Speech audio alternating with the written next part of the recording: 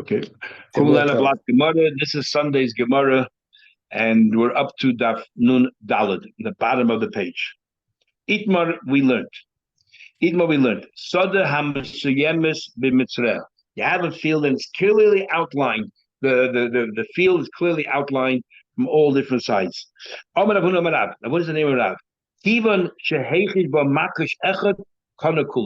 If you gave one slight bang, no, you made a chazak on it. You dug over one little digging over there on one corner, you're kind of the entire field.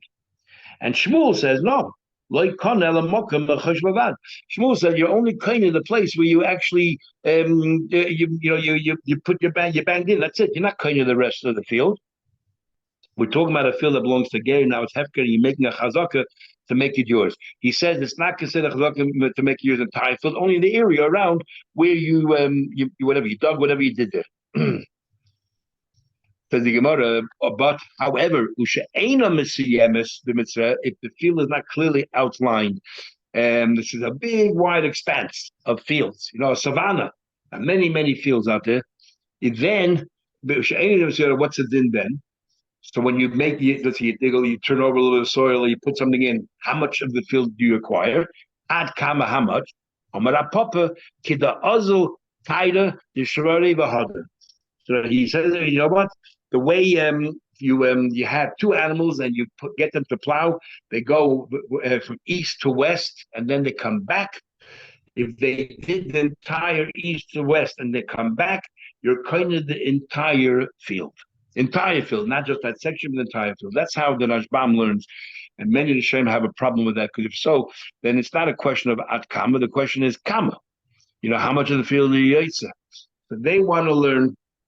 And Taisa here, but many of you have different opinions on how to learn Shatning Maria. But Taisa says that if the animal went a little bit, then you're only kind of, where they go there and back, only that little section there, but back and forth, not the entire field like the Rashbam says. The estate of a goy, and this is a very fascinating halacha, and you might think that it's a bit unfair. Let's see how we can explain it. And there's many different ways, at least three ways of learning the Gemara. But here,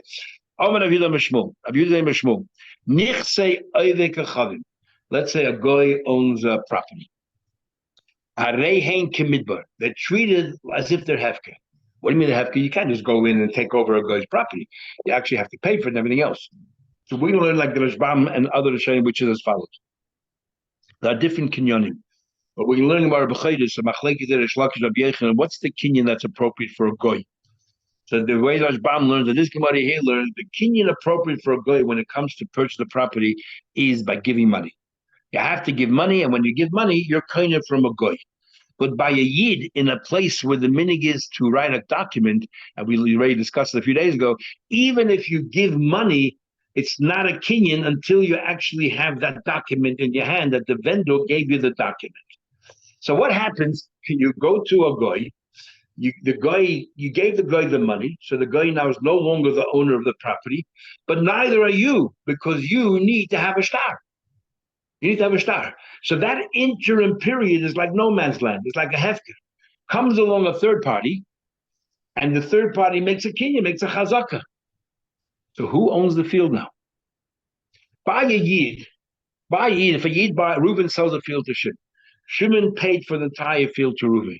It's still Reuven's field until there's a star that changes hands. Reuven writes a star and gives it to Shimon. But until then, the field still belongs to Reuven, because Kesef is not a kinyan until you have a star. The problem is that Reuven is not a yid. Reuven is this person, the vendor is a goy. And a goy, as soon as they receive the money, they're no longer the owner. And in fact, if the goy then writes a star afterwards, most of Shonim hold the star is useless, because it's not his field to sell.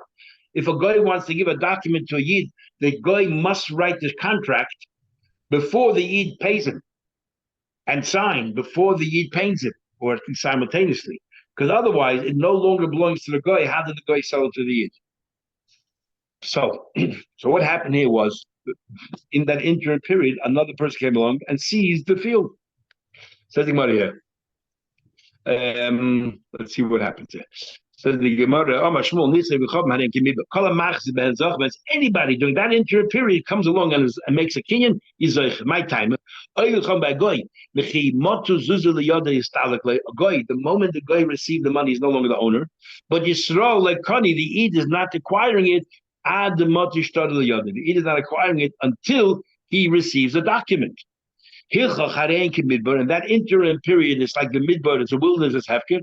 The chol hamachzik ben zachben, and anybody can come along and be zeichte. Astonishing halacha. We'll go about in a minute. Okay, before we go any further, the Rashbam says, although this is the halacha, but definitely this guy is a Russian. This guy is definitely a Russian because we had a subject in Kedushin called Oni Amahapich Becharora. If there's a poor person that is searching for a biscuit, you can't just come along and do something and take it away from that person. It's a terrible thing to do. We call you a Russia. And so this Rashbam says, albeit that the guy, technically the guy was kind of, but he definitely it was totally unethical. This other Yid bought it. He's only happy b'charad. You came and you just pulled the wool, pulled the carpet with a rug under him. It's totally wrong. That's the Rashbam. But there's a machlekes Rashi and Taisus, and we had it in a few places. We even had a Bava Basra earlier in the second page, and that is machlekes Rabbein Tam and Rashi. Rashi holds that this din of ani mahapid b'charora applies not only when a person's trying to buy something and someone else pulls it out right from under him, but also in the case of mitzia. A person finds something, he's about to pick it up, and you go and run faster than him. He saw it first, he's walking over there, and you run faster. You're a Russia. You're an ani mahapid b'charora. And Rabbein Tam says no. Rabbein Tam argues that when are you anim happy b'charara, we tell you, guy, why do you have to go and buy this house? Buy another house. You see the guy is negotiating. He's definitely going to buy it. Buy another house. But when it comes to a mitzvah, says Rabbein Tam, you can't tell the guy don't run ahead and pick it up. Go find it somewhere else. You can't find mitzvahs, just the drop of a hat. So therefore, it says Taisa, there's no anim happy b'charara. And Taisa therefore wants to argue that over here, you're not a Russian. You're not a Russian. This third party who came in, you're not a Russian at all.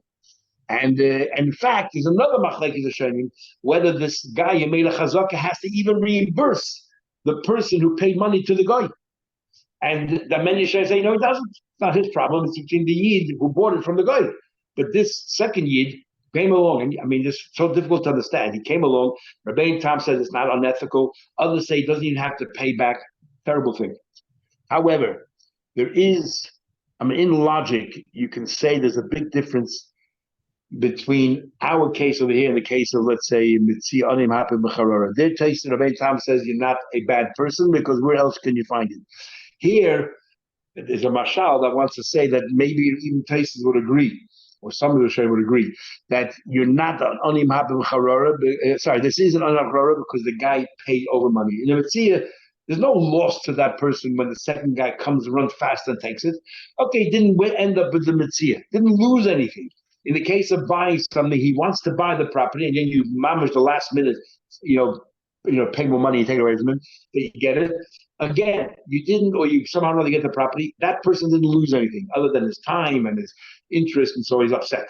But in this case over here, you just caused a loss to that first person who paid money for that property, and now who says he'll ever get it back? He'll go to the guy, and the guy might say, hey, the property is there, it's your problem. You fight it out. I did everything right.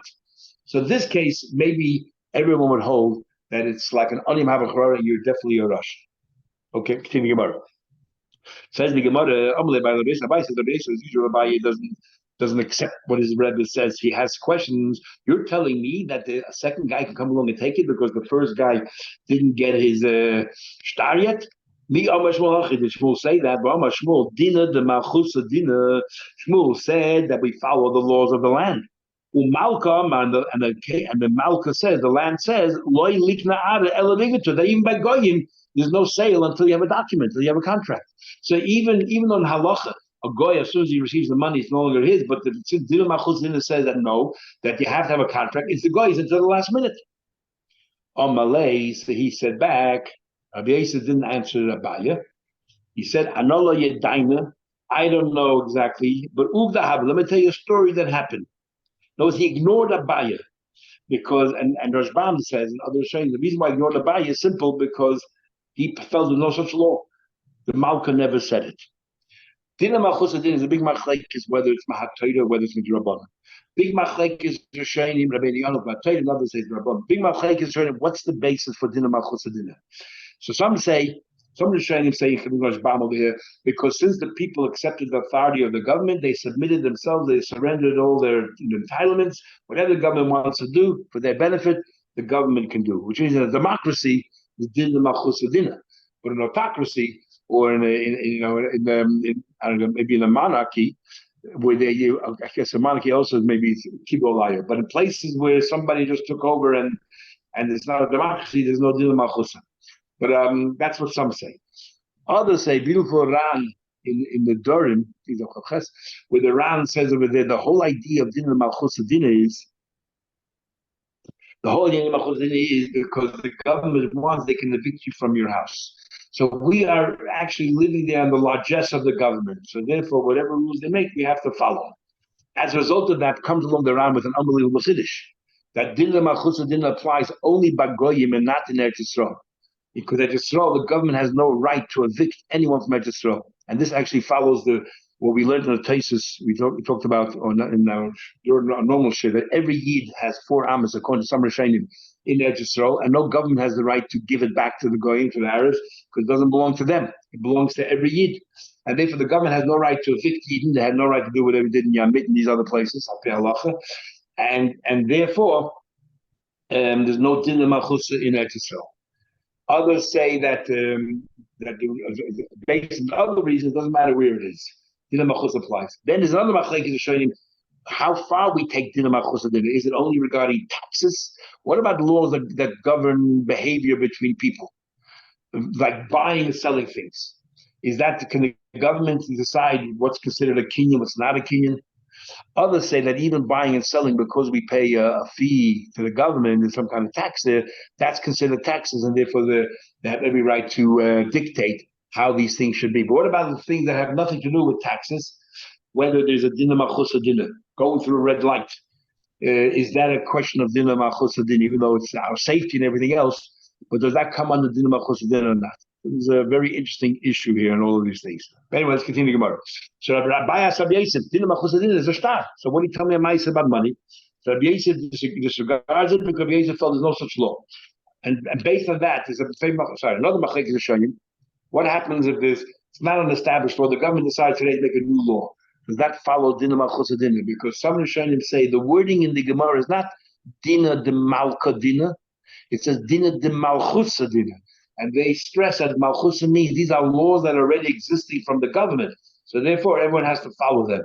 But dina de malka, if the king, the government decides to put in a new law, it doesn't follow dina, doesn't comply with malchusa dina. Maybe over time it will, but not straight away.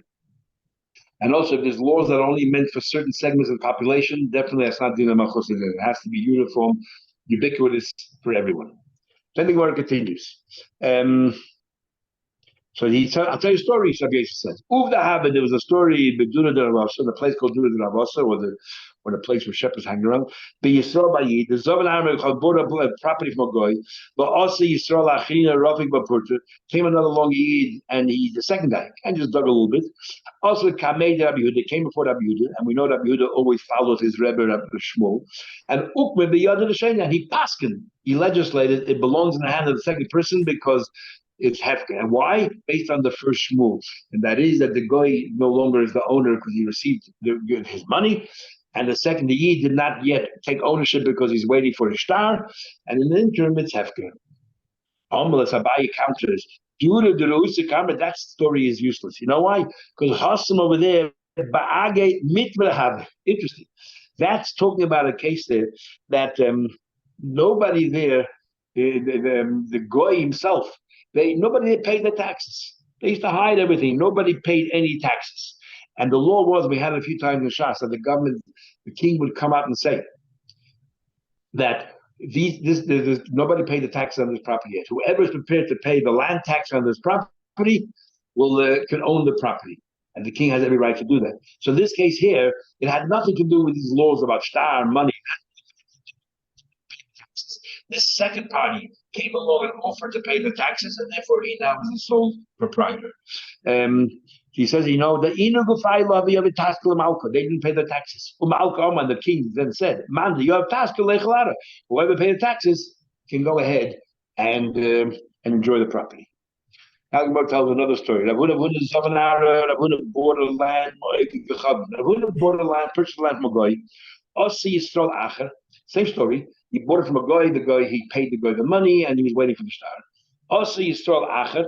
And the only time the star would work is, according to Moshe Shenim, the star had to be written before he gave the money, and had to be given to him before he gave the money. Because if he gave the money already, and then the guy writes a star, he's writing a star about a property that doesn't belong to the guy. It's useless. So anyway, Ossi Yisrael came on another yid. Rafik Bapurta dug a little bit in the ground, and he claimed now ownership. Also, the Kamed Ranach. It came before Rav Nachman, and Ukman the other. Nachman paskin like Shmuel, that it belongs in the second person because it's hefker. Omalei, my daitas. What's your opinion? The Amar Shmuel, you're following the first law of Shmuel.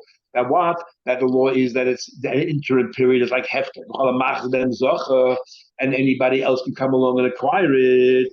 If you're going to follow Shmuel, follow him all the way. There's another din of Shmuel. Not din of Malchus din. I'm going to introduce another din, and that is the Amar Shmuel. Shmuel says, Shmuel said, if you remember at the top of the page before, that when the bottom of the other page, that if you dig a hole, you're only kind of surrounding that area, not the entire field. Okay, so this guy came along, and he went ahead and made a hole in the field and turned over a little bit of soil. I'll give him that part. I own the rest of the field. On Malay, he said to him, Bahai, I don't have to agree with every din that Shmuel says. I agree with Shmuel regarding purchasing from a guy. I don't agree with Shmuel regarding the acquisition of the land of Chazakim. Bahai, I know Kishmaitis. In that case, I don't follow Shmuel at all. I don't follow Shmuel, I follow Rav. He says that you're claiming the entire property. The Omar Rav Huna said, Omar Rav, the name of Rav, Kivan Shenichish Ba Makish Echad. If you dig a little bit of a hole, you're claiming the entire property. And then what includes that other Maraim as well. Rabbi sent a message, Yisrael, Shalokach, Sodom and Chamet, a Yid purchases a field from a guy. Uba Yisrael Acher, another Yid came along, the Hechziba, and tried to acquire it. And another person came along, and in the interim period made a kinyan, he dug up the ground. We do not take it away from the second person because the Huna Bar Oven wasn't 100% sure who's right, Shmuel or not. So he said, you know what? Once that person has it, we're not going to take it away from him. But they all agreed with either it was a Safi would leave it there, or with Shmuel that he has every right to keep that property. Okay, we'll stop here. Good.